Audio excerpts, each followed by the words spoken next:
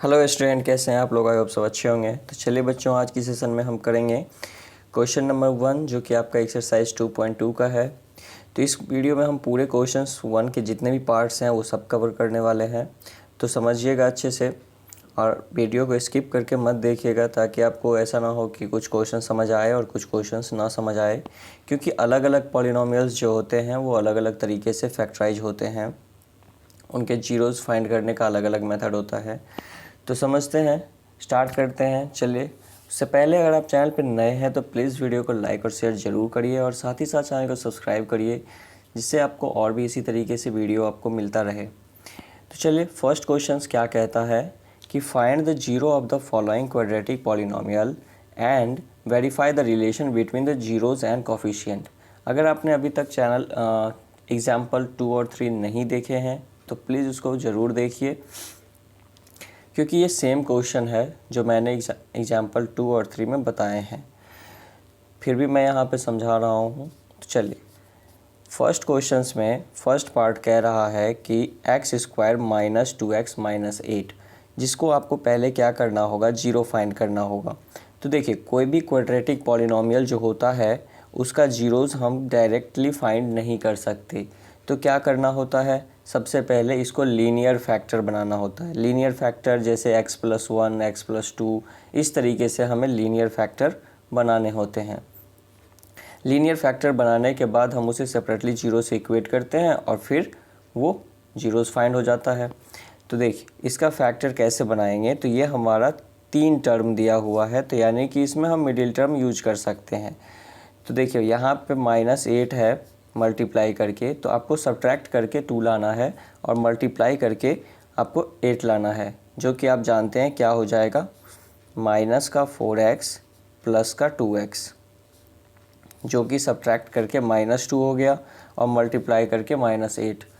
अब यहाँ पे हमने कॉमन ले लिया, दैट इज़ x कॉमन ले लेंगे तो x-4, प्लस 2 कॉमन लेंगे तो x-4।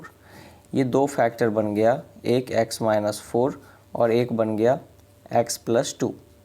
तो मैं यही कह रहा था, लीनियर फैक्टर, ये कहलाता है लीनियर फैक्टर। तो लीनियर फैक्टर में कन्वर्ट करने के बाद आप क्या करते हैं कि इसे जीरो से इक्वेट करके जीरोज़ फाइंड कर लेते हैं। ठीक है, तो जैसा कि हमने x-4 को जीरो से इक्वेट किया तो हमारा x4 आ गया।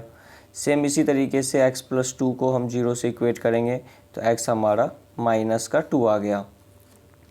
इसको एक को हम अल्फ़ा बोलते हैं और एक को बीटा। ठीक है, अब आपको वेरीफाई करना है रिलेशन। तो वेरीफाई के लिए हम क्या करते हैं, सम ऑफ जीरो, यानी कि अल्फ़ा प्लस बीटा जो होता है वो होता है -b/a। ठीक है, तो अल्फ़ा तो आपका 4 है, बीटा आपका -2 है, और माइनस b कितना है। देखिए, ये जो माइनस है ये आपका फॉर्मूला का माइनस है, बट b आपका कितना है, -2। तो ये हो जाएगा -2 डिवाइड बाई a है आपका 1। फिर से मैं बता रहा हूँ, ये जो बाहर वाला माइनस है ये फॉर्मूला का है, बट b ऑलरेडी निगेटिव है, तो ये दोनों माइनस मल्टीप्लाई होके पॉजिटिव बन जाएगा। तो 4 - 2 यानी कि 2 = -+ 2, ये वेरीफाई हो गया। सेम इसी तरीके से प्रोडक्ट को वेरीफाई करेंगे। तो प्रोडक्ट यानी कि अल्फ़ा इंटू बीटा, जो कि होता है c/a। ठीक है, तो अल्फ़ा है हमारा 4 और बीटा है हमारा -2 और c है हमारा -8/1। तो देखिए यहाँ पे क्या हो गया, 4 × -2 दैट इज़ -8 = -8। तो ये आपका वेरीफाई हो गया। सेम इसी तरीके से इसका जो सेकेंड पार्ट है, सेकेंड पार्ट में हमें क्या है कि 4s² - 4s+1 है। तो देखिए, सबसे पहले हम a और c को मल्टीप्लाई करेंगे। तो a और c यहाँ मल्टीप्लाई होकर 4 हो रहा है, लेकिन प्लस का 4 है तो ऐड करके 4 लाना है और मल्टीप्लाई करके भी 4 लाना है। तो सिंपल सी बात है, 2 और 2 ले लेंगे। ठीक है, तो यहाँ पे क्या हो जाएगा, यहाँ पे हो जाएगा 4s² - 2s - 2s+1। तो यहाँ से हम 2s एज अ कॉमन ले सकते हैं, तो ये बच जाएगा 2s माइनस 1, और यहाँ -1 कॉमन लेंगे तो 2s माइनस 1। देखिए जब भी कोई निगेटिव टर्म कॉमन लिया जाता है या मल्टीप्लाई करते हैं तो साइन चेंज हो जाता है, ठीक है। तो ये हो गया 2s माइनस 1, और ये भी आपका हो गया 2s माइनस 1। दोनों को अगर हम 0 से इक्वेट करते हैं तो हमारा क्या होता है, s हमारा पहले तो 1 इधर जाएगा तो पॉजिटिव हो जाएगा, तो 1/2। सेम ये भी सेम फैक्टर है, तो ये भी हमारा सेम वैल्यू देगा कि s इक्वल टू 1/2। तो यानी यहाँ पे क्या हो गया, अल्फ़ा भी आपका 1/2 हो गया और बीटा भी आपका 1/2 हो गया। अब जस्ट वेरीफाई करेंगे। वेरिफिकेशन में सम ऑफ 0 यानी अल्फ़ा प्लस बीटा, जो कि आपका क्या आता है, अल्फ़ा प्लस बीटा है -b/a, तो -b/a। तो देखिए आपका अल्फ़ा प्लस बीटा, अल्फ़ा भी है 1/2, बीटा भी है 1/2, और अब यहाँ पे आप देखिए माइनस का b, तो माइनस का तो बाहर में रहेगा, और b कितना है -4, और a है 4।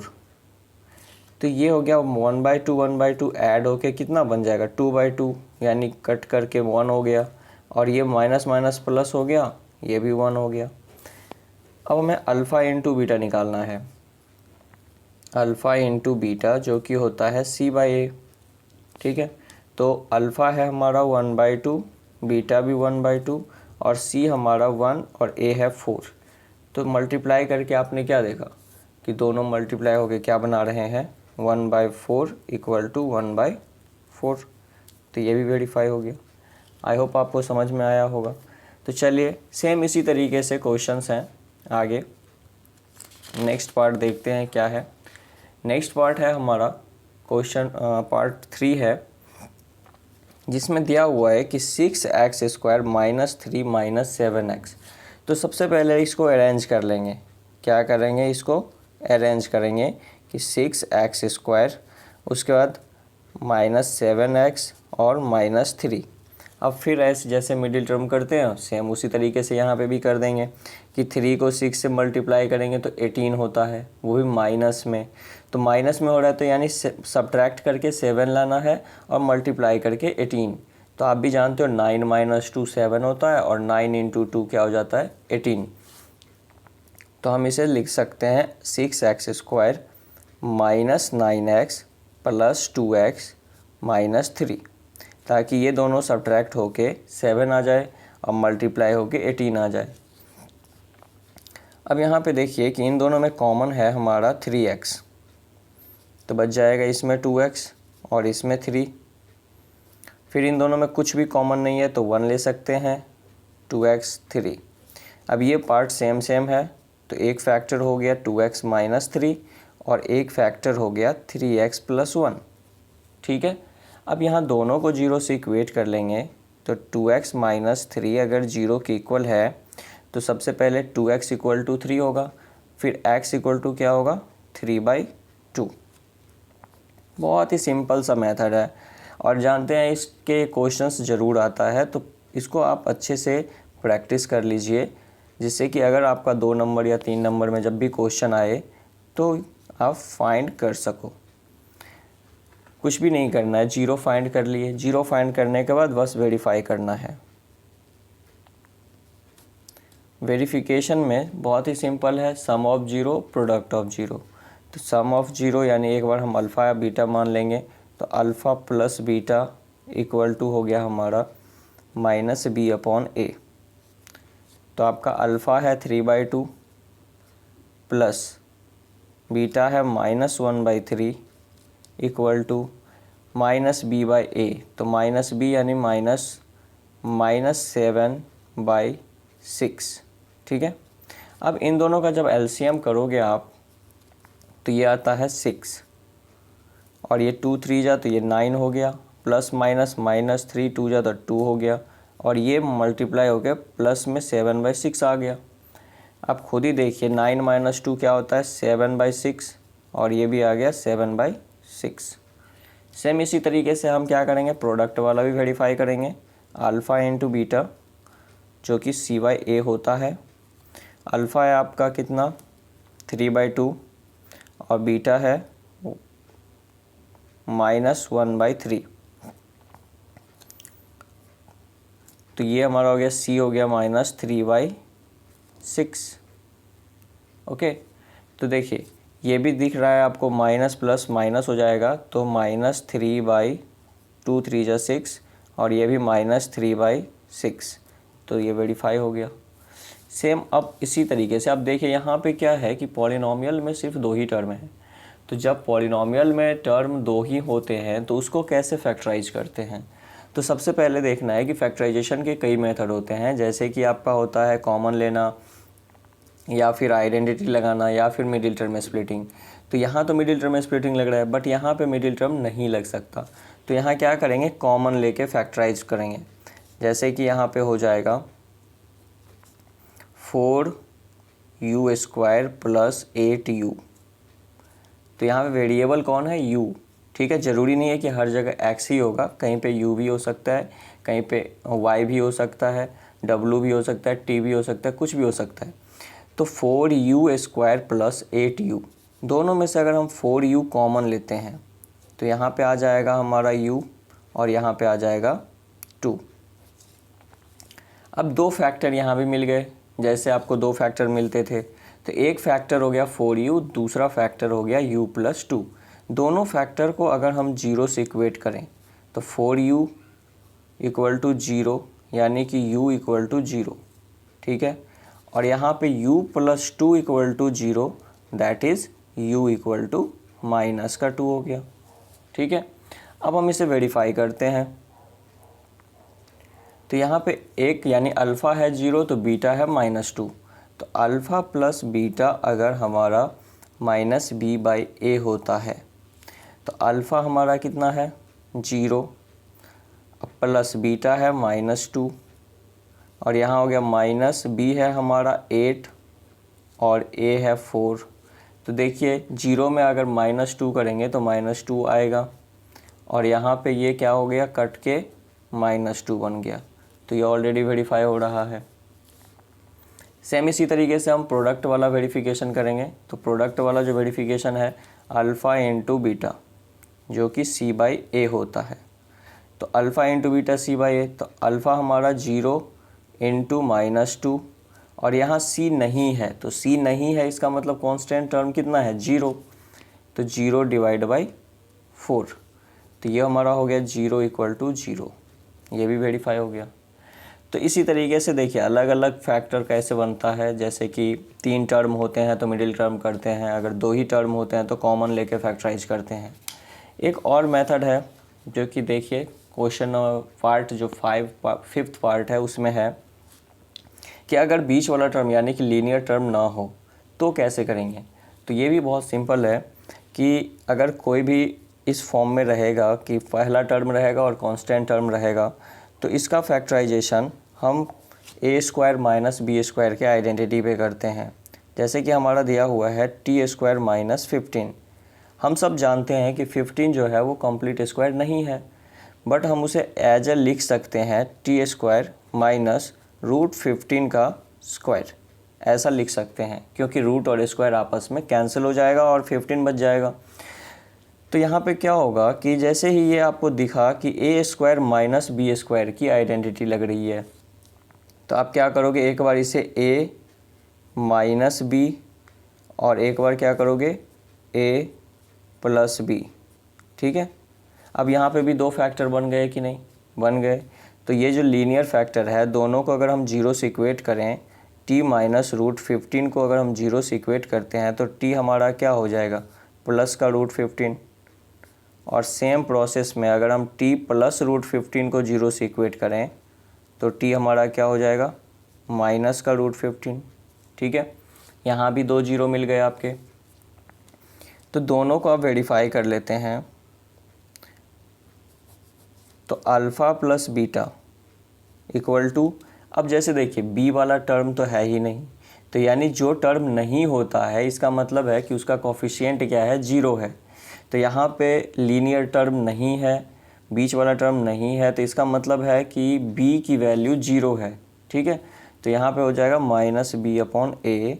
तो अल्फ़ा है हमारा प्लस का √15 और बीटा है माइनस का √15 और ये b है हमारा 0/1। तो देखिए सेम सेम है, सब्ट्रैक्ट होके क्या बना देगा 0, तो 0 = 0। अगर हम इसका प्रोडक्ट देखें तो अल्फ़ा इंटू बीटा होता है c/a। अल्फ़ा है हमारा √15 और बीटा है हमारा माइनस का √15 इक्वल टू c है हमें माइनस में 15/1। तो ये क्या हो जाएगा कि √15 क्या होता है, मल्टीप्लाई होकर 15 बना देगा, लेकिन एक प्लस है एक माइनस, तो माइनस का 15 और ये भी माइनस का 15।